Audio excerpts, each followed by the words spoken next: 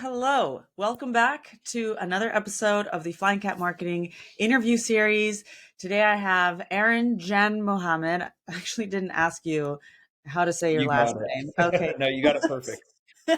Who is marketing leader at BoostUp AI. So Aaron is a former analyst turned BDR, turned enterprise AE, turned account manager, turned marketer. He says he still doesn't know what to do with his life, but had a nice run as the VP of marketing at Consensus. And now you're heading marketing at BoostUp AI. So today we're talking about how BoostUp built a new strategic narrative and launched it in under 60 days, which I'm really excited to learn more about. How's it going, Aaron? It's going well. Yeah, I appreciate you having me participate in this, and hopefully I can add something of value to your audience. Totally. So let's talk about, let's just dive straight into it. What made you want to, why did BoostUp need to review its strategic narrative? Well, I mean, like any company, late last year, we were starting to see the effects of macroeconomic pressures. But even beyond that, companies go through this transition, especially startups. When they're first starting out, there's a very product-centric approach that they take. They're trying to capture demand from people in the marketplace that are kind of already familiar with the category, and they're not in that mode of creating demand.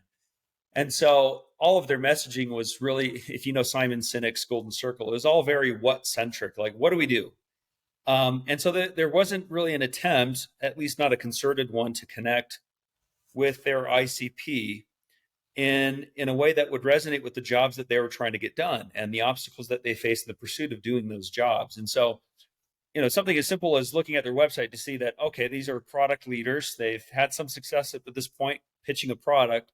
They're trying to scale and they're trying to grow beyond that and create demand and awareness around a narrative that's going to be differentiated and connect with this specific audience. So that's one side of it.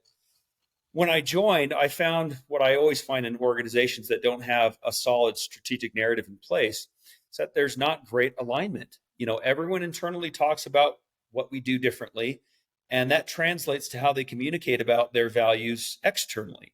And so anytime there's disarray inside the house, you can always feel it outside the house. I kind of use that example. And so all of these things were pretty apparent. The good thing is that the leadership team here understood that, and that's why they hired me, is because this is kind of what I've been doing in my career for some time, even though I've changed roles quite often. My focus has really been, how do I get people aligned around a narrative, and how do I make it such that it gets wide adoption and we can actually get measurable value from it quickly? And so those are all some of the competing, priorities that were in place when I stepped in, but that sets the landscape. So actually, when you joined, I think you mentioned to me, you don't have a huge marketing team, right? No, we had a couple of contractors, one demand leader. That was it. I mean, we had scaled down. There was a bigger demand team before, but they had gone through some transition, and that was another reason why they hired me, is because, in my experience, I built up teams from, one or two people to 20, 30. And so that was kind of the initial intent when I came aboard, is we've got to build a new narrative, a new marketing approach, and a team to be able to support this and drive success. And so, yeah, we were small.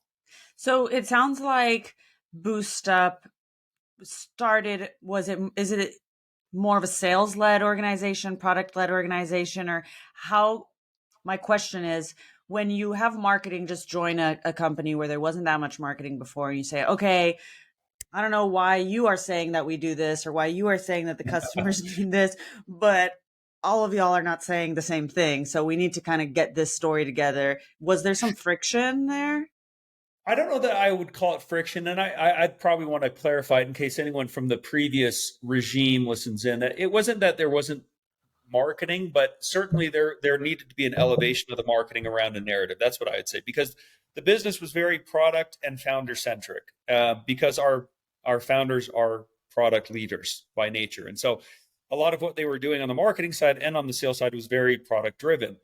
And there was some great thought leadership, some interesting masterclass courses, but you could see just in the themes that we were covering in a lot of our marketing content wasn't aligned to a common theme. And I mean, there's all these things that you can pick out just by looking at someone's content approach, their resources, the way they structure their pitch decks. One of the funny things is I asked for the sales pitch deck, the analyst pitch deck, the CEO pitch deck that he uses with investors. And it's like they all they used some of the same words, but it was almost like three different companies. And again, this isn't to knock the previous marketing team. I think this is the natural progression of a company that was Series A and then transitioned to Series B and is now having to scale to a broader audience and going through that motion of realizing that now we have to actually create demand and awareness in the market. We didn't have to do that as aggressively before, and market pressures expedited that need pretty aggressively. And so, yeah, it was a combination of strange factors that brought this about. I think it's really interesting that marketing in this sense is not siloed, but you said first we have to figure this all out internally, and then we can move the strategic narrative onto the marketing strategy. Yeah, and strategic narratives really need to be a CEO led project, but marketing must play a role in kind of getting folks aligned, and that's where I view myself in this in sort of initiative is, who's out there doing all of these interviews with customers and talking with analysts and trying to scope out the jobs that need to be done and fine tuning the ICP. And of course, that was done in collaboration with our product team, and we'll talk about this a little bit later. But I do think it sometimes takes that new fresh person to enter an organization and to look at things in a way that is not being looked at right now, to then evaluate what the needs of the business are going forward. And so it was just really good timing, to be honest. And the fact that I've done this a few times certainly helped, but the timing was a big part of it. The organization was just, they were ready for it. They acknowledged it, and they felt that missing link in their business, that, hey, there wasn't great orientation or calibration around a single narrative that just drove all strategy. And so, man, if I can help bring that, I knew that would have some impact on the business. All right, so let's talk about the process. How do you start creating this strategic narrative or finding it, I guess? Yeah, so I mean, for me, it starts with talking with our ICP. It's a mix of customers and non-customers. Over the years, I built a template of questions that I literally ask everyone, so that I have like standardization in how I evaluate their responses. And that list of questions helps me understand what they're, again, trying to accomplish, why they're trying to accomplish that, what gets in the way of them trying to accomplish that, how they try to remove barriers so that their jobs can be easier, their efforts, why aren't they working right now, and what needs to be the new world that they're operating towards. So there's, it's generally 30 to 45 minutes where I can do this. And I try to get 15 to 20 customers and non-customers as part of this exercise. And it's amazing. When you do this, it doesn't matter what business you're in. If you're talking with a similar group of people, in our case, it's RevOps leaders, you start to piece together really interesting insights, and there's cohesion and consistency in the types of problems that they're experiencing. I've never found it to be the case that the problems that if you've got your ICP down, that one person is facing is wildly different from another person. There's a lot of overlap in these different worlds. And so you talk to 15, 20 people that are kind of operating in the same mindset, in the same role, same types of organizations. And you peel out a lot of these really interesting anecdotes that start to form the basis of your narrative. And because this isn't something that necessarily gets done often enough within just about any business, once you have all of that insight from live conversations, I then take that, the next step is pitching that internally and saying, okay, here's what I've learned from our ICP. And then I try to provide some summary, like here are the key points that were repeated amongst every single person. And here's the overlap that I see with what we're trying to accomplish. So we frame up the problem space using their words, and then we align that to the solution space, or at least our assumptions of the solution space.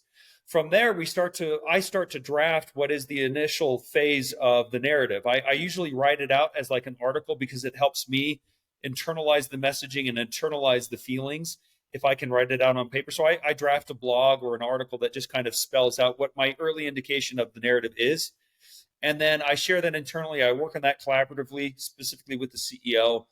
And once we get questions and assumptions out of the way, we then translate that into a pitch deck. If you want me to go through the whole process, I can. But now we've got a couple of assets that form the foundation of our initial narrative. We'll validate that with a few customers, and then we'll start to test it in the field. I'll send that pitch deck over to our sales reps. They'll start to present it in one-on-one conversations with prospects. They'll give me a feedback loop. I have a conversation with them once or twice a week to kind of understand what they're hearing about this narrative. If we get good feedback, we need to make adjustments. We'll do that, and then we'll start testing it out in paid campaigns and other messaging, and then we'll do a formal launch, refreshed website. So it kind of depends on the needs of the business. That's how we approached it. I would say those early customer conversations, ICP conversations rather, spanned about 2 months, actually about a month and a half. I was able to get 15 to 20 done because I just spent all my time doing that. Mm-hmm. I was obviously doing other things relative to the job, but like a bulk of my time is really spent understanding the scope of the world that I'm now trying to market to. And once I had those initial insights, man, it was really exciting to then translate that into something that was coherent and calibrated that the business could get behind. Has it ever happened to you, since you've done this a few times, that you're interviewing if you start with the ICPs rather than deep diving into the product, for example, and then you're interviewing all these ICPs, okay, here's the problem, here's what we're trying to solve, and then you present it to product or the engineering team, and they're like, that's not the roadmap that we're going on. Or like, we have to change a bunch of things now in terms of how we're developing the product. I've not seen like wild pushback. What I have seen is, yes, micro adjustments, important ones validated by customers. And usually, the product team here, for example, they were, I wouldn't say blown away, but yeah, they were pleasantly surprised to hear from customers in a way that they don't hear from customers, when they're having product specific discussions. And has it materially changed our engineering, roadmap? Not the core of it, because part of what I was trying to do was to figure out if we've figured out product market fit. And I think on some level they had accomplished that, but it was like, how do we tie that to their specific set of problems and jobs? And that's where I came into play, right? And so, yes, we made some micro adjustments to some of our planning and prioritized some things over other things because we discovered from our customers what were some priorities that maybe we had missed in product-led discussion. So there are micro adjustments, but in terms of the response from teams internally, I mean, you show them quotes from somebody in a conversation, and usually it takes them in a way that they had never thought of their set of problems before. That's usually, if you have a good team, that's something that they want to latch onto. There's not an allergic reaction to that. It's like, man, yeah, we can calibrate around this. This is something that we can actually solve for, and it helps us inform how we go to market better. Love that. So the whole process in under 60 days, this also includes relaunching a new website with new copy and everything based on your findings. Yeah. So you would ask me that question before. I would say the final touches of the website probably took us another month, but we had the core of the narrative completed, and we were starting to test it within 60 days. And then it was only a month to do the first leg of our website revision. So we didn't do a full website rebuild. We wanted to take the existing structure of the site and just overlay on top of that the key tenets of our new narrative. So now when you go to the website, you do see those key tenets, and we're already working on V2. This is the other thing that a lot of people miss. It's surprising how many organizations I either consult with or I've worked at where they've gone through this exercise, and then it's like, well, we've put our stamp of approval, and then they'll keep it for the next 3 years. I don't see that ever working. It's like this, you might come across like a core line that becomes sort of like the mantra of the business, but all of the surrounding elements, the tree branches and the fruit off those branches, they kind of need to evolve over time. So this is a regular thing that we're going to be working on just to make sure that we continue to be relevant. We're speaking to the right set of problems. Is that so I get that you have to keep doing it. I've also changed my own website copy like every month. But is this 60 days of doing all of this research and finding all of the insights, is that a normal time frame, or was that fast? No, it was really fast. When I came aboard, so we made a decision to pause a lot of the campaigns that we were running because we needed to. We understood that we needed to recalibrate the business, and the way that we were taking action on our strategy before and some of the programs that we were running were built on kind of an older model that was no longer applicable. And so that hurts to turn off programs, for example, but it also affords you time to go through the process of fixing and building. And so I wanted to do it fast because I wanted to turn back those spigots and start to drive inbounds and do outbound work. And I had a team to build, and there was a lot of work going on, but it was like, this might be the perfect storm to where I could fit myself in at this time and go through this aggressive effort of redoing our strategic narrative and actually do it successfully. and then we'll be in a position to just, open the floodgates. Yeah. And so far it's worked out. Like, we're having a lot of success with it. We had a lot of initial awesome response from the market. Usually it doesn't come that quickly, but I was pleasantly surprised. And I think it was just a function of the fact that we hadn't done anything fresh and new for a while. And so suddenly we have a somewhat differentiated point of view on how to solve a set of problems. It's like people get excited about that. And so, yeah, the response is pretty immediate, and we were able to work on it very quickly. Love that. All right. So you've done this a few times before. So I guess you said you have a pretty good process. You have all of your questions down. What are some mistakes that somebody who hasn't done this before might make? Yeah, I think mistake number one, and I hinted at this earlier, is a marketer with a lot of ambition comes aboard and tries to run the whole thing themselves. And certainly we play an important support role. But if a new strategic narrative is not CEO led, and what I mean by that is they're not the ones championing it and advocating for it and presenting it to the company and forcing all functional parts of the business to align to it, it's never going to work. So I've made that mistake before. I've kind of run with it because, hey, it's taking too long to get the CEO in a room, or I'm not able to get the alignment that I want as fast as I want. So I'm just going to run this thing and start to deliver it to sales myself. And sometimes I see some initial positive impact, but inevitably that always dies. Yeah. And even when it is CEO led, sometimes it doesn't get the traction that it needs. So you kind of have to have the right personality of CEO to help drive it through. But you can imagine a strategic narrative is, I can't remember the VC, but one famous VC said that your company strategy is your narrative strategy. Like that is your strategy. And if you think about it, that's exactly right, because everything you do on the product side has to be oriented around a key set of problems and solutions, and those have to align. And then everything that we're marketing has to also tackle the problem space and the solution space.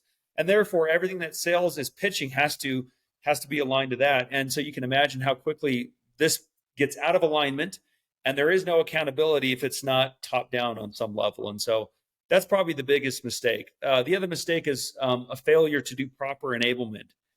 The reality is that salespeople, especially enterprise sales reps, they're successful for a reason. They have their own approach to solving problems, to pitching a solution, to going to market, to interacting with customers. And once they get comfortable with a set of messages, it's sometimes hard to retrain them and to get them to start to adopt something new. Sales engineers is the same thing. So I try to, where appropriate, involve them in the process so that there is a level of ownership in it. And where I can, I show them the evidence for why we're doing what we're doing.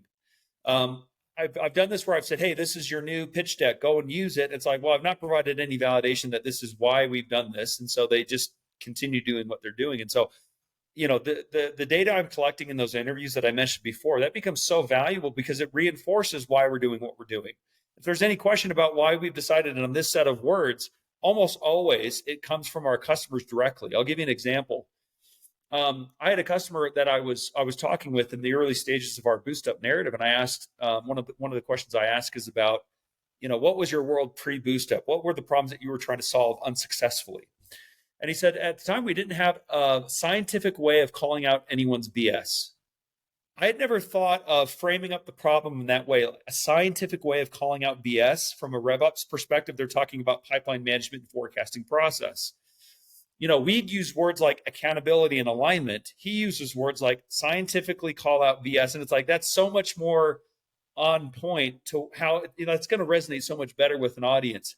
But it also helps reinforce that messaging internally. It's like, oh, a customer actually said, oh, this customer I actually interacted with last week, this is what they said their problem was. Free BoostUp. That's really fascinating. We'd never thought of that before. We actually use that in ads now. But it's like the language that they gives us is the foundation for the why. And we use it in all of our marketing. We use it as justification for what we're doing. So I think maybe that's another mistake. And also just discounting the value, the value of the insights you get from the market and thinking that you know everything.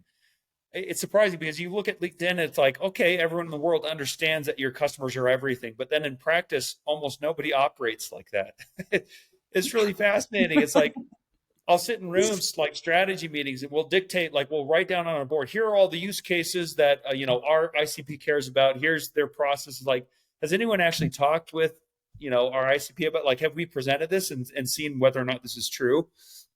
And so often that doesn't happen. It's really fascinating. So I think, if you talk a big talk about customers being the center of everything, understanding that they're the ones that are actually closing deals, then put them at the center of your strategic narrative project and kind of build it around their feedback, their insight, and their worlds. Have your CEO, kind of run it from the top down. As a support function, you can play that role in between, and then make sure you're getting appropriate feedback from the field. I think those are the three areas that I've made Yeah. the biggest mistakes in. It's really funny because everybody on LinkedIn does talk about talking to customers all the time, and then when you ask them, they don't actually talk to the I know they customers so don't do much. it. Yeah. Okay, so how is it different? I don't know what this team sizes were. This last question, because I think we're going to be out of time. But how different is it to run this kind of thing with a different team size? So it was basically just you, and then I think you said head of demand. Have you done it with a different team size before? Yeah, all levels of team size. I don't know that there's a right answer to this, but I actually like the fact that there was kind of just me initially, because then it's like all the requests I get for marketing collateral or planning or campaigning, it's like everyone understands I can't deliver everything because we don't have the resources. So it's almost like a forcing mechanism that allows me to just do the things that I know are a priority right now. And it helps to mitigate the risk of having too many cooks in the kitchen, which Mm-hmm. is it's inevitable, especially when you're presenting this to a leadership team. It's like suddenly everyone's a marketer and wants to influence the way that you're messaging. But I actually like the fact that it was a smaller team because we could really strategize around what was most essential for us. And then the people that we hired since then, we've now got a team of, 6. It's like we hired them into this new narrative. We've trained them on our new narrative. They didn't have to experience the pain of, building it out. They just know that this is the world we're operating in now. So it's easier for them to adopt it. So I kind of like that. I guess if I go back to the last question about mistakes, you do have to be conscientious of the fact that you can't present some new idea to a group of 30 people and expect it not to go disastrously. You kind of need it to be vetted by the time you present something to an Mm-hmm. organization. This is why having a CEO-led strategic narrative project is so critical, because at that point you can hold people accountable and demand accountability to it. You just want to avoid that inevitable outcome. It's like, oh, I need sales input. Let me talk to every sales rep, and suddenly you get 50 requests for PDFs and case studies. It's like, well, this went in a wildly different direction than I wanted. So no, I mean, you have to manage those expectations, and you have to be somewhat strategic in who you involve and when you involve them. But I don't mind keeping it small. I kind of like that focus. All right. Anything else that somebody who is trying to launch their strategic narrative review should bear in mind? Yeah, I'll actually use the key points of our messaging as sort of a template. This has been a transformational experience for me personally, and then we can end on this if you have to. But what I discovered interviewing our customers and our ICP audience more broadly is that everyone had a problem in one of these three areas. There was a problem of vision in some capacity, not knowing where they're going, where they're at right now, or how to connect the dots. There was a problem with alignment in some capacity, like how do we get everyone on board with that same vision, and what are the steps to get us to that promised land? And then how do we reduce the BS, the finger pointing, and this notion of accountability came into play. And as we started to see these three themes, vision or visibility, accountability, alignment, we started to see that all of these were associated with this broader value of control. And it's like the thing that you need to keep in mind in any function, in any pursuit, and this applies to business, it applies personally, is that if you want a measure of control, you're not just talking about control over outcomes. You're talking about your control over an approach, your control over how something is done, and the way that you approach getting it done. And so I've actually used our new messaging framework as something that I apply to myself personally and to my family. It's like, okay, I want control over my life. What's the vision I have for my life? Where do I want to go? What kind of person do I want to be? And where am I at right now? What are the values and principles that I need to be aligned to? And how do I hold myself accountable? And I found that this actually applies to doing big projects like strategic narrative. It's like, what is the vision that you're trying to align the business around? And what I mean by that is like, why do this? What is your why for going through the strategic narrative process? Okay, what are the principles that you're going to align to as you go through this process? And then how do you hold yourself and everyone else accountable to doing it right? If you can do that effectively, you've got control over your strategic narrative. And that's probably the best framework that you can use to maybe make sure that you do it right. All these other tactics, I think, are just subsidiaries of this broader framework of control. Like, yes, you need to make it CEO top down. You need to talk to customers. These are tactics that are really important. At the end of the day, you have to form a vision for what it is. You have to hold yourself accountable, and there has to be alignment with yourself and with teams. And then you've got control over it. And then you're going to be successful. Love it. Begin with the end in mind. I think it's a good value. Yeah. Thanks so much, Aaron. This has been a lovely episode chatting with you. If people want to connect with you, can they reach out to you on LinkedIn? I would love it. Absolutely. Yeah. Awesome. All right. Well, if you enjoyed this episode, let us know. Give it a like, leave a comment, and thank you once again.